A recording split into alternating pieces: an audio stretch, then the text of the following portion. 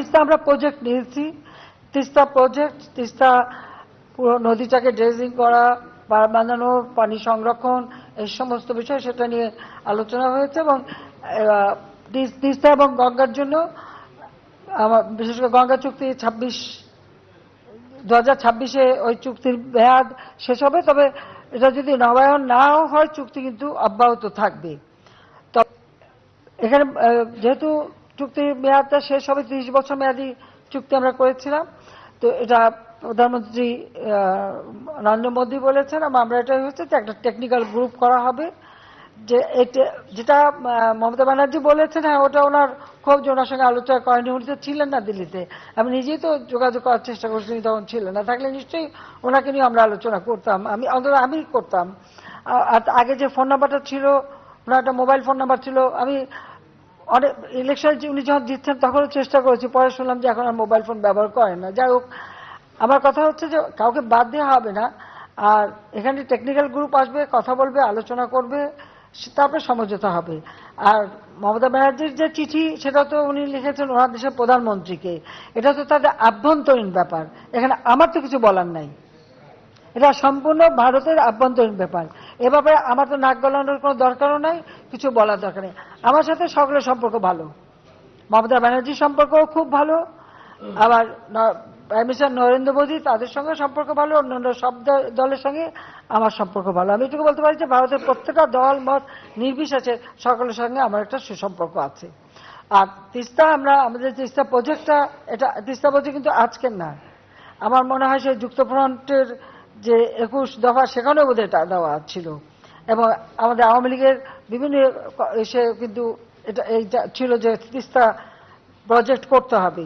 তো সেই তিস্তা প্রজেক্টটা এবার করার জন্য ভারত সহযোগিতা করবে, এবং আমাদের যৌথ কমিটি হবে, এবং সেটাকে কিভাবে তিস্তা, এটা খালি পানির ভাগাভাগি বিষয়টা না, শুধু গোটা তিস্তা নদীটাকেই পুনরুজ্জীবিত করে আমরা ওই উত্তরাঞ্চলে সেচের ব্যবস্থা করা, অধিক ফসল যাতে হয়, নেভিগেশনের ব্যবস্থা করা, সেটাই আমরা করব। এইটাই আমাদের সিদ্ধান্ত। আর গঙ্গা পানির যে চুক্তিটা, এটা আবার নবায়ন করার জন্য আলোচনা হবে, টেকনিক্যাল গ্রুপ আসবে, দেখবে, তারপর এটা হবে। তো এখানে মমতা ব্যানার্জি একটা কথা বলছেন, আমি এটা সমর্থন করি, সেটা আসলে তাদের তো নদীগুলি ড্রেজিং করা উচিত।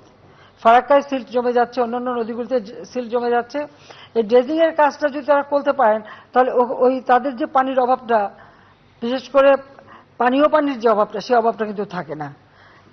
সেটা তিনি কেন্দ্রকে লিখেছেন। আমার মনে হয় কেন্দ্রের এটা মানে করলে, আসলে নদী ড্রেজিং করলেই কিন্তু অনেক পানির সমস্যাটা সমাধান হয়। যেমন আমরা শুরু করেছি আমাদের দেশে, আমরা কিন্তু নদী ড্রেজিং করাতে আজকে বন্যা হলেও বন্যার ক্ষতিটা কিন্তু ওই সেরকম আগের মতো হয় না, কারণ নদীতে পানির ধারণ ক্ষমতাটা তো বাড়াতে হবে।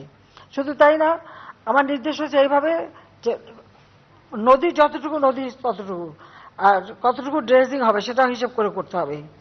যে মরফোলজি টেস্ট করা, এগুলি করে সমীক্ষা করে তারপর করবে।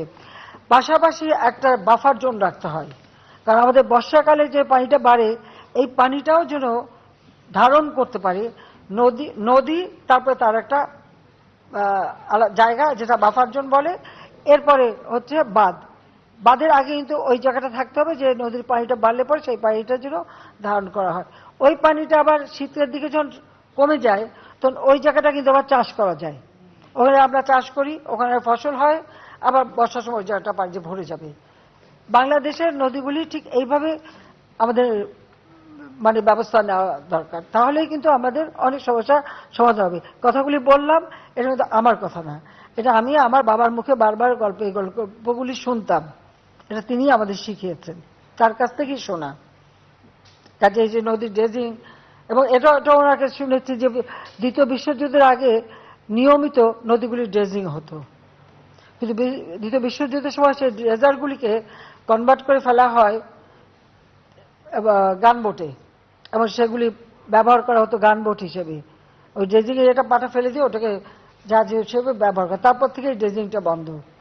আগে একদম নিয়মিত ড্রেজিং হতো, একবার শীতকাল সব নিচে নেমে যেত দক্ষিণ থেকে, একবার ড্রেজিং করে যে বেশিরভাগ ড্রেজার থাকতো আসামের ওই অঞ্চলে, কারণ ওরা নিচের থেকে কেটে কেটে উপরে চলে যেত, ওখানেই থেকে যেত। এগুলি আব্বার মুখে গল্প শোনা। কাজে আমরা ওটার থেকে মাথায় আমরা নদী ড্রেজিং করা, নদী পার, শুধু পার বা বাদ দিলে তো হবে না, তো বাদ দেবো আর নদীর বেড উঁচু হতে থাকবে। কারণ আমরা কিন্তু নিচে এবং সমতল ভূমি, উপর থেকে যত পলি আসে পলিটা কিন্তু আমাদের এখান থেকেই বঙ্গোপসাগরে চলে যায়। এখন যেমন সিলেটে যখনই বন্যা হয়েছে, আমি আগেই সবাইকে সতর্ক করছি, সিলেটে আসামে বন্যা, সাথে সাথে সিলেটে বন্যা, সিলেট বিভাগ আর কি, ওই বন্যার পানি নেমে আমাদের উত্তর অঞ্চল, মধ্য অঞ্চল, এরপর সেটা দক্ষিণে নামবে। ওই নামতে নামতে যে পানি যতটুকু আমার মাটির নিচে চুষে নিতে পারবে সেটুকু কমবে, কিন্তু বৃষ্টি হলে থাকবে, কিন্তু পানিটা ওখান থেকে নামবে। তবে আমাদের জন্য এই যে খরা, প্রচন্ড খরা গেল, খরার পরে এই যে বন্যাটা এবং এটা যে যাচ্ছে, এটা আমাদের মাটির জন্য কিন্তু খুব ভালো হলো, কারণ মাটিগুলো উর্বর হলো, নদী খাল বিল আমাদের পুকুর সেখানে পানি আসলো। আর যদি বন্যা আসে তখন আমাদের এই যে জলোচ্ছ্বাসের যে লবণাক্ততা, এটাও কিন্তু ধুয়ে যাবে। ক্ষতিও যেমন আছে, খালি ক্ষতি ক্ষতি করে চিন্তা করলে হবে না, ভালো দিকটাও দেখতে হবে। এরপর যদি আমাদের বন্যা হয়, তাহলে এখন যে লবণাক্তের ফলে আমাদের পুকুর নদী জমিতে যে লবণ দেখা দিচ্ছে, এটা কিন্তু ধুয়ে চলে যাবে, যেটা আমাদের ফসল, প্রত্যেক বন্যার পরে কিন্তু ফসল ভালো হয়। এটা কিন্তু সকলের মনে রাখা উচিত, কৃষিবিদ একজন আছেই।